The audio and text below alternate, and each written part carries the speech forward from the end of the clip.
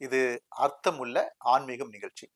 கடந்த நிகழ்ச்சியிலே கோபுர தரிசனம் எதற்காக செய்கிறோம் என்கிற குறித்து விளக்கமாக பார்த்தோம். இந்த வழிபாட்டு முறையிலே கோபுர தரிசனம் செய்ததற்கு பின்பதாக கோவிலுக்குள்ளாக நுழைகிறோம். அந்த கோவிலுக்குள்ளாக நுழையும் பொழுது அங்க என்னென்ன ஆகம நியமனங்கள் இருக்கிறது, அதை எப்படி அணுகுவது என்பதை குறித்து இன்றைக்கு பார்க்கலாம்.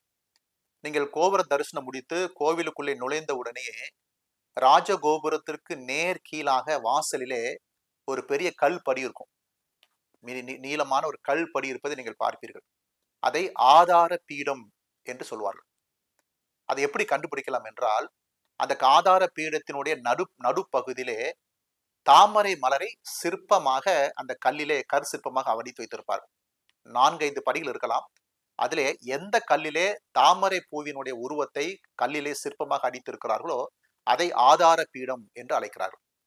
ஆதார பீடம் என்பது கோபுரத்திற்கு நேர் கீழாக 90 டிகிரி நேர் வரிசையிலே அந்த ஆதார பீடத்தை வைப்பார்கள். அந்த ஆதார பீடம்தான் கோவிலிலிருந்து கோபுரத்திலிருந்து வெளியே கீழே இறங்கக்கூடிய சக்தி நிலைகளை தகநகத்தை ஈர்த்து வைத்திருக்கக்கூடிய சக்தி பிளம்பாக காணப்படுவது ஆதார பீடம்தான். ஆகவே அந்த அந்த இடம் முழுவதுமாக கோபுரத்திலிருந்து கீழ் தரை வரை ஒரு துணினாலே ஒரு ஸ்கிரீன் போட்டால் எப்படி இருக்குமோ அந்த மாதிரி வைப்ரேஷன் ஆனது கோபுரத்திலிருந்து ஆதார பீடம் வரைக்கும் நேராக இருக்கும். ஆக நீங்கள் கோவிலுக்குள்ள சொல்லும் பொழுது அந்த வைப்ரேஷனை கடந்துதான் நீங்கள் உள்ளே செல்ல முடியும்.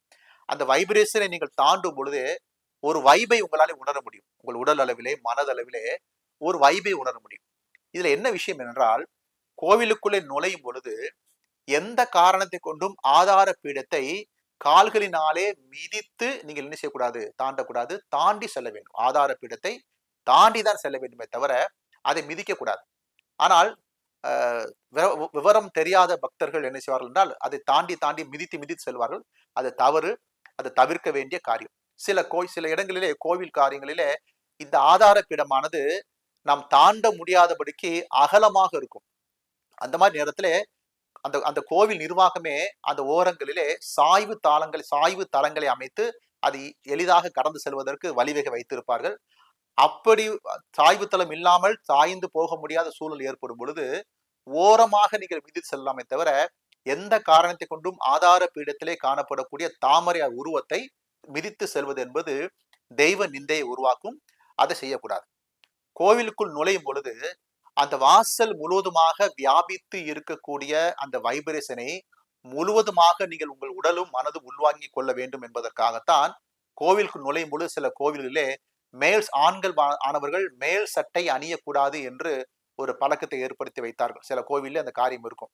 அது ஏற்படுத்துவது என்ன காரணம் என்றால், நீங்கள் ஆதார பீடத்தை தாண்டும் பொழுது கோபுரத்திலிருந்து கீழ் இறங்கி நிற்கக்கூடிய வைப்ரேஷனை முழுவதுமாக உங்கள் உடம்பானது கிரகித்துக் கொள்ள வேண்டும், உள்வாங்கிக் கொள்ள வேண்டும் என்கிற உயரிய நோக்கத்தில் தான் அந்த மாதிரி முறையை வைத்தார்கள். கூடுமான வரைக்கும் ஆண்கள் எந்த கோவிலுக்கு சென்றாலும் ஆதாரப்பீடம் அருகிலே மேல் சட்டைகளை கலட்டி அந்த வைப்ரேஷனை முழுவதாக வாங்கும் பொழுது இறைவனுக்குள்ளாக காணப்படக்கூடிய இறைநிலையை முழுவதுமாக உணர்ந்து கொள்வதற்கு உங்கள் உடலானது நல்ல ஒரு தயார் நிலைக்கு வந்துவிடும்.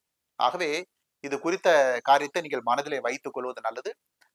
அந்த ஒரு கோவில் கோபுரம் இருக்கிறது என்றால் அந்த கோபுரத்தினுடைய மொத்த எடையும் இந்த ஆதார பீடத்தில் தான் நிலைநிறுத்தப்பட்டிருக்கும். அந்த கோவில் கோபுரத்திலிருந்து கீழ் இறங்கக்கூடிய வைப்ரேஷன் அனைத்தும் ஆதார பீடத்தில் தான் நிலைநிறுத்தப்பட்டிருக்கும். ஆக ஒரு கருவறையிலே என்ன மாதிரியான வைப்ரேஷனை நீங்கள் உணர முடியுமோ அந்த வைப்ரேஷனை இந்த ஆதார பீடத்திலே உங்களாலே உணர முடியும். ஆக அந்த அளவுக்கு பவித்திரமான அந்த ஆதார பீடத்தை கால்களினாலே மிதித்து செல்லும் பொழுது அது தெய்வ நிந்தையாக கருதப்படும். அந்த தவறை செய்ய வேண்டாம். முடியாத பட்சத்திலே ஓரமாக சென்று காரியங்களை செய்வது நல்லது. ஆகவே இனி இது சின்ன விஷயம்தான் இருந்தாலும் ஒவ்வொரு நானுவிலும் ஒவ்வொரு அசைவிலும் இந்த மாதிரி சின்ன சின்ன விஷயங்களை அறிந்து கொள்ளுங்கள். உங்கள் பக்தியானது பூரணமாகும். நன்றி.